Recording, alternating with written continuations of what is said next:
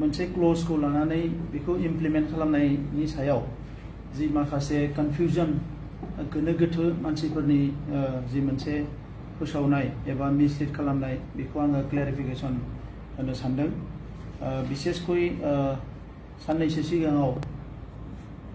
जोंनि बिटिआरआव गोदानै पस्टिं जानाय जोंनि प्रिन्सिपाल सेक्रेटारि शान्तनु बदमारे बिथाङा मोनसे नटिफिकेसन हगारनानै होदोंमोन आरो बे नटिफिकेसना बिटिआर एकर्डनि 4.6 क्ल'जनि बायदियै Deputy Commissioner in BTAD will report to Chief Executive Member of BTC through Chief Executive Officer in respect of all development activities in their district with regard to the responsibility assigned to them by BTC. दा नैबे 4.6 क्ल'जखौ लानानै जोंनि principal सेक्रेटारिया मोनसे order हरनानै होदों। दा बेखौ confusion जानायनि सिगाङावनो जों फार्स्ट 4.6 नि इन्टारप्रिटेशना मा बेखौ मोजाङै मिथिग्रोनांगोन। बे 4.6 नि जि इन्टारप्रिटेशन बेखौनो बुंनाय जादों जे जोंनि एकर्ड बायदियै जि जोंनि डिसिसफ्रा जोंनि डेभेलपमेन्टेल एक्टिभिटिनि बिथांमोना पार्ट जागोन आरो बिथांमोना जि खामानिफोरखौ मावगोन बेखौ बिटिसिनि चिफनो बिथांमोना रिपर्ट खालामगोन थ्रु प्रिन्सिपाल सेक्रेटारि एबा बेवहाय जोङो सिइअ होनना बुंदोंमोन चिफ एक्जिकिउटिभ अफिसारनि गेजेरजों बिटिसिनि चिफनो बिथांमोना रिपर्ट खालामगोन। दा गुबुन मोनसे क्ल'जआव बेवहाय दङ जे बिटिसि ओनसोलाव डिसि आरो एसपिनि जि ट्रेन्सफार पस्टिं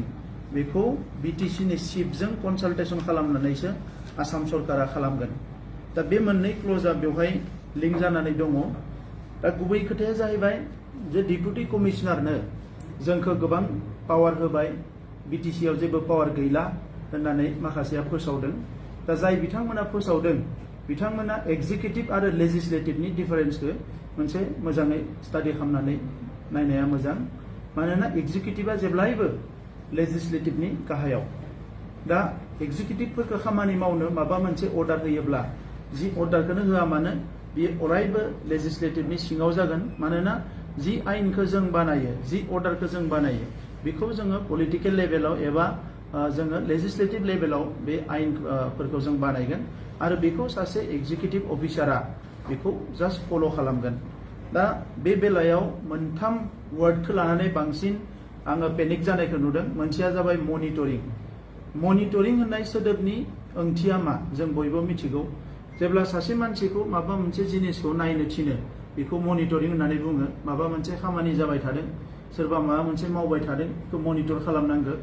दा बेखौ सोरबा सासेया थिननाय बायदिसो बियो बे मनिटरखौ खालामो। दा नंखायनो दिनै जोङो जोंनि काउन्सिल लेभेलनिफ्राय जोंनि इएमफ्रा जोंनि सिबा डिपुटि सिबा जोंनि काउन्सिला जि खामानिखौ जि स्किमखौ मनिटर खालामनो होगोन जों बेवहाय माखासे डिपार्टमेन्ट मेनसन खालामदों। बे स्किमनि सायावसो बियो मनिटर खालामनो हागोन। मनिटर खालामग्राया सोरबा बिनि गोजौआव नङा। बिनि मनिटरिंनि सायाव जों आरोबाव जों मनिटरिं खालामबावनो हायो। जोङो लेजिस्लेटिभ लेभेलनि मानसिफ्रा बा लेजिस्लेचारफ्रा बेवहाय खुनु बेबायदि गैया कि बिथांमोना खालामनायानो फाइनाल जागोन। दा लोगोसे सुपारभाइज खालामनाय बिटिसिआव आं मोनसे खोथाखौ बुंनो नागिरदों। थांनाय 17 बोसोर सासन खालामगिरिफ्रा 2300 करोड़ लाइबिलिटिस दोनलांदों। बिनि डेभेलपमेन्टआ खुनु गद गैया। जोंनि रायजो राजाफ्रा बयबो बुंदों जाम्फैया थिग जायाखिसै, दालाङा थिग जायाखिसै, लामाया थिग जायाखिसै, स्कुल बानायनो हायाखिसै, हस्पिटाल बानायनो हायाखिसै, साख्रि बाख्रि होनो हायाखिसै, ब्लकनि नों मा होनो इखो PMGSY नि न'आ जायाखिसै, जब कार्डनि फैसाखौ जाजोब्बाय, एग्रिकालसारनि खामानिफ्रा जायाखिसै, मोनसेबो एग्रिकालसारनि इन्डास्ट्रि बानायनो हायाखै, फार्म बानायनो हायाखै, हर्टिकालसारनि खामानिया जायाखै, भेटेनारिनि खामानिया जायाखै, फिसारिनि खामानिया जायाखै, इरिगेशननि खामानिया जायाखै, पाब्लिक हेल्थनि खामानिया जायाखिसै, मानसिफ्रा दै मोनलोङा। दा बे गासैबो रायजो राजाफोरनि कमप्लेन। बे कमप्लेना मानो जादों? थांनाय 17 बोसोरावथ' डिसिआ गैयामोन, रावबो गैयामोन। डिसिनो खुनु पावार होआखैमोन। पावाराथ' बिटिसिनियावनो दंजोबोमोन। बिनि उनाव मानो बेबायदि सिस्टेमा दिनै जाखो, बेबायदि अबस्थाया मानो जाखो? दा दिनै बिथांमोना पावारखौ डिसिनो होबाय होननानै बेखौ हेंथा होनो नागिरदों। बिथांमोननियाव सुपारभाइजिं अथरिटिया सोरमोन? सोर सुपारभाइज खालामोमोन? सोर मनिटरिं खालामोमोन बै समाव? इरिगेशनाव मानो एसेबां करापसन जाखो गोबां इरिगेशननि स्किमनि नामाव फैसा जाबाय स्किमा दै मोना बे मानो जाखो मानोना थांनाय 17 बोसोराव कुनु सुपारभाइज खालामग्रा सिस्टेम गैयामोन जेखौ डिपुटि सिबा बुङो बेनो राइटमोन बेनो जाबाबो जायाबाबो बेनो फाइनालमोन जेखौ सिबा बुङो बेनो फाइनालमोन आरो बिनिखायनो जायखौ इएमआ बुङो बेनो फाइनालमोन दा बिथांमोना बुंनानै कुनु साइन्टिफिक प्रसेस गैयाजासे कुनु अडिट प्रसेस गैयाजासे कुनु मोनसे सिस्टेम गैयाजासे बिथांमोना 17 बोसोर बेखौ सासनखौ सालायदों दा दिनै डिपुटि कमिशनारखौ जोङो लाबोबाय एकर्डनि बायदियै आरो बे एकर्डनि बायदियैनो जों मोनसे क्लोज बायदियै डिसिखौ जोङो मनिटरिं खालामनो होदों बे मनिटरिंआ स्किम हमनाय नङा बे मनिटरिंआ माबा मोनसे प्लानिंखौ बिथाङा बानायनाय नङा जास्ट मनिटरिं खालामगोन बिथाङा बिनि उनाव मोननै सोदोबखौ बुंबावदों मोनसेया जाबाय एक्शन प्लान बानायनाय बे एक्शन प्लान बानायनायखौ गोबाङानो बुंदों जे डिसिआसो एक्शन प्लान बानायोबा जों माखौ बानायगोन सोरबा माखौ बानायगोन बिथांमोना मा एक्शन प्लानखौ बुजिदों आं मिथिया एनुएल जि एओपि जि बानायो जों बाजेट बानायो बेखौ काउन्सिलासो बानायो देग्लाय बोसोराव जोङो 602 करोड़नि मोनसे एओपि बानायदों एनुएल अपारेशनल प्लान बानायदों आरो बिनि सायावनो जोङो फैसाखौ मोननै किस्तियाव मोनगोन दा बे मोननै किस्तियाव जि फैसा मोनगोन बेखौ जोंनि काउन्सिलनि इएमफ्रा जोंनि काउन्सिलनि माखासे डिपार्टमेन्टनि माने अफिसार्सफ्रा जों गासैबो लोगो नांनानै जि स्किम्सफोरखौ बानायगोन बे स्किम्सफोरासो एनुएल माने अपारेशनल प्लान जागोन आरो बेनि सायाव मनिटरिं खालामनो सुपारभाइज खालामनो बोसोरसेयाव सासे डिसिआ ब्लक अफिसाव खेबबेसे थांगोन मनिटरिं खालामनो बोसोरसेयाव सासे डिसिआ एडुकेशन डिपार्टमेन्टनि स्कुल्सफोरखौ खेबबेसे नायगोन माबायदि मनिटरिं खालामगोन मास मोनथामनि उन खालामगोन ना मास मोनसे उनाव खालामगोन जेरै आसामाव डिडिसि मिटिं जिरायो डिस्ट्रिक्ट डेभेलपमेन्ट कमिटिनि मिटिं जिरायो नाथाय जोंनियाव कुनु मास मोनसेयाव नङा बोसोरसेयावबो बेबायदि मिटिंफ्रा जाबोआखै जेबो जोंनियाव डाटा गैया जेबो रेकर्ड गैया मा जानानै दङ दा बेफोरखौ थिक खालामनो थाखाय जोंबो सिस्टेमाव थांनो नागिरदों दा दिनै सोरबाया डिसिखौ गिदों डिसिआ डेभेलपमेन्टेल खामानि दामानिनि जि जादों जि जाय डिस्ट्रिक्टआव बेखौ रिपर्ट खालामनांगौ आरो बिनि सायाव नायनांगौ बिनि एन्सार होनांगौआ जाबाय बड'लेण्डनि चिफनो होगोन आसामनि थाखाय डिसिआ अनलि ल' एन्ड अर्डार दायो डिसिआ आसाम सरकारनि सिङाव नङा जोंनि सिङावसो आरो आसाम सरकारनि जे खामानि मावगोन होनना बुङोबा डिसिआ अनलि ल' एन्ड अर्डार आदारवाइज सासे डिसिखौ सोरबाया जुदि कमप्लेन होयोबा नैबे डिसिआ जोंनाव करापसन खालामदों नैबे डिसिआ रायजो राजाखौ हेरेसमेन्ट खालामदों नैबे डिसिआ माने जोंनि खामानिफोरखौ मावनानै होआखै बे जुदि लिगेल बा कमप्लेना बे जुदि जास्टिफाइड कमप्लेन बा बे जुदि माने नंगुबै कमप्लेना जुदि रायजो राजानि थिगब्ला बे डिसिखौ जोङो लोगो लोगो ट्रेन्सफार खालामगोन बे डिसिखौ जों लोगो लोगो पस्टिं हरगोन दा नंखायनो दिनैनि समाव जायफोर खोथाफोरखौ मानसिफ्रा बुंदों बे खोथाफ्रा कुनु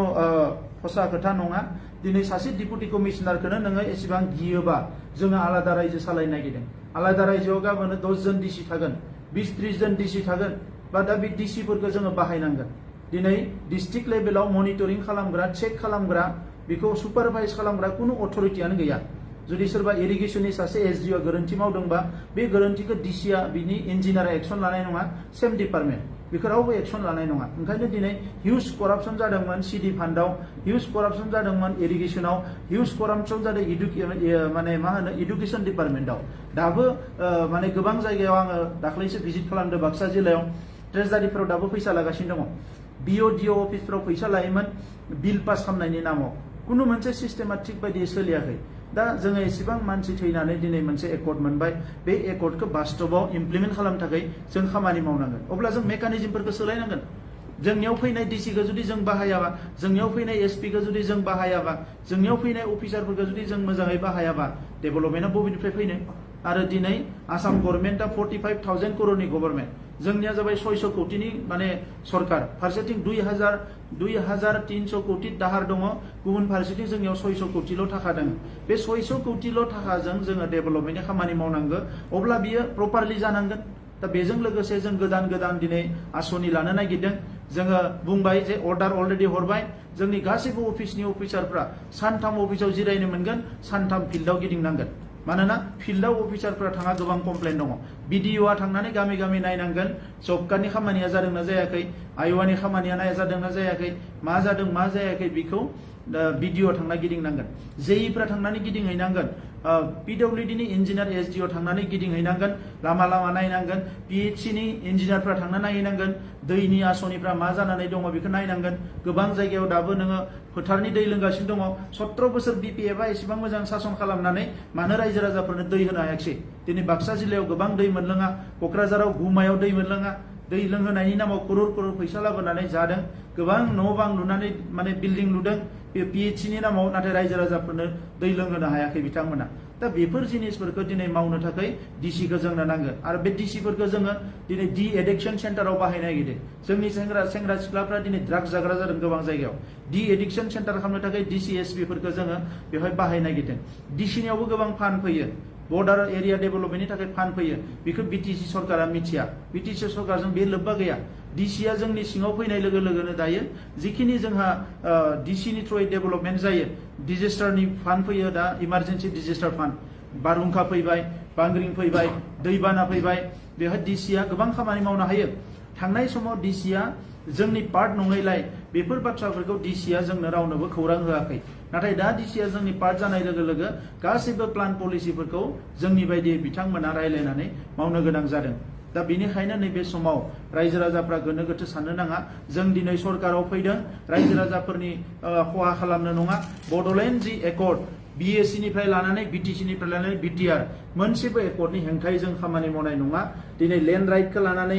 गोबाङानो सानदों जे DC नो लेन्डनि अधिकारखौ होबा मा जागोन DC आ लेन्डनि डिसिसनखौ लानाय नङा लेन्डनि डिसिसनखौ लागोन साब डिभिजनेल लेन्ड एडभाइजारि कमिटियासो बे साब डिभिजन लेन्ड एडभाइजारि कमिटियाव नों आंनि मानसियानो थाबोदों आरो नों आंनि मानसियानो थागोन गाबोन बिथांमोना जेखौ पास खालामनानै हरगोन DC आ बेखौ गावनियाव रेकर्ड लाखिगोन रेकर्ड लाखिखांनायनि उनाव बियो BTC काउन्सिलाव हरगोन BTC काउन्सिला जुदि जों लेन्ड होनांगोन बा होगोन होनाङाबा होनाय नङा दा नोंथांमोना नुदों जे एसेबां मोजां सरकार थानानै थांनाय 17 बोसोराव मानो रामदेव बायदि मोनसे संस्थानो मिनिमाम मोनसे रेभिनिउनि नामाव दिनै 2900 बिगा हा चिराङाव होनानै दोनदों 1000 बिगा हा कुमारिकाटायाव होनानै दोनदों बेफोरनिफ्राय जोंहा मा फैदों दिनै मोनसे इन्डास्ट्रि बानायनो जोङो हा नागिरना मोनाखै इउनिभार्सिटि सेन्ट्रेल इउनिभार्सिटि बानायनो थाखाय जोंनो 500 एकड़ लेन्ड नांगौ जों नागिरना मोनाखै गोबां उसुबिदा दिनै NIT बानायनांगौ बायदिसिना इन्स्टिट्यूशन बानायनांगौ दा लेन्ड राइटआ थासेयावबो मानो हायाखै खिन्थु नाथाय जों नुदों बिथांमोना साहा बागान बानायदों BPF नि लिडारफ्रा जोंनियाव हिसाबा फैजोबबाय बिथांमोना गिदिर गिदिर 200 बिगा 300 बिगा 150 बिगानि साहा बागान बानायदों राबार बागान बानायदों क्रेसार मेसिन बानायदों बेवहाय बसायदों बिनि अनगायै मा खालामदों दा नंखायनो दिनै जों जिखौ मावगोन हुस थानानै मावगोन रायजो राजानि गोरोन्थि जानाय जेबो खामानि मावनाय नङा आरो कुनु DCखौ दिनै काउन्सिलखौ सालायनो हानाय काउन्सिलनि GM फोरनि सायाव थांनानै DC आ डिसिसन लानाय जों कुनु पलिसि लायाखै जास्ट मनिटरिं खालामनायनि थाखाय बे DC नो दायित्व होदों आरो गाबोन जुदि DC आ मनिटरिं खालामनायाव गोरोन्थि खालामोब्ला अब्ला जों लोगो लोगो DCखौ बिनिफ्राय बोखारनो हायो डिसिसना जोंनि सायावसो DC आथ' सासे अफिसारल'सो दा बिथांमोना दिनै खामानि नागिरना मोनाखै खोथा नागिरनानै मोनाखै बुंनो सोरबा सासे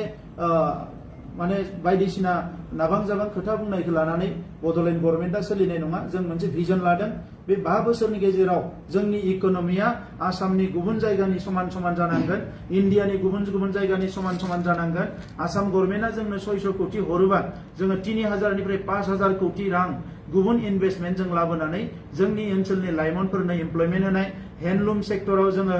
गोबां ओनसोल दिनै उइभिं गोदानै उइभिं सेन्टार जों बानायनो नागिरदों इरि आरो मुगाखौ जों गोजौआव लांनो नागिरदों बेम्बो टेक्न'लजिखौ जोङो हाइस्ट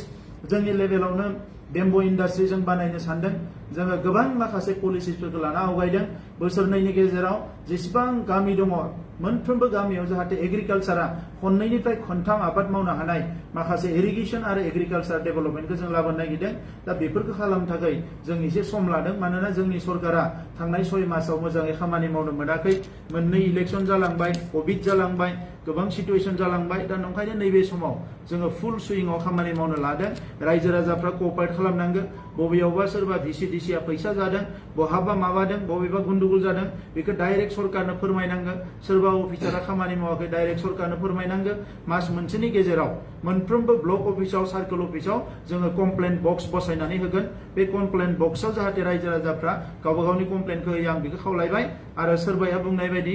बेवहाय जोङो रायजोनि खहा जानाय बा हारिनि खहा जानाय बड'लेण्डनि खहा जानाय जेबो डिसिसन लानाय नङा आरो जाय बिथांमोना दिनै सुपारभाइज खालामनाय बा मनिटरिं खालामनाय बे सोदोबखौ लानानै गिदों बिथांमोना गाबोन फैयोब्ला डिसिखौ सोलायनानै आं बिथांमोनखौनो दायित्व होगोन मनिटरिं खालामनो जुदि बिथांमोना गोसो दङब्ला मनिटरिं खालामनानै होनो हागोन बेयो अपेन बिथांमोननि थाखाय नाथाय बड'लेण्ड गभर्नमेन्टखौ थांनाय 17 बोसोराव जेरै सलायबाय आइ आफा गैयि बायदि बेबायदि सालायनाय नङा आरो बेबायदि सालायनो थाखाय जोङो सासनाव फैयाखै आं बे खोथाखौनो क्लियारिफिकेसन होबाय आरो रायजो बयनिसिमबो खुलुमबाय कभिडनि दाबो थासारि दङ बयबो साबधानै था सांग्राङै था बेखौनो खावलायनानै आंनि बुंनायखौ फोजोबबाय गोजोन्थों।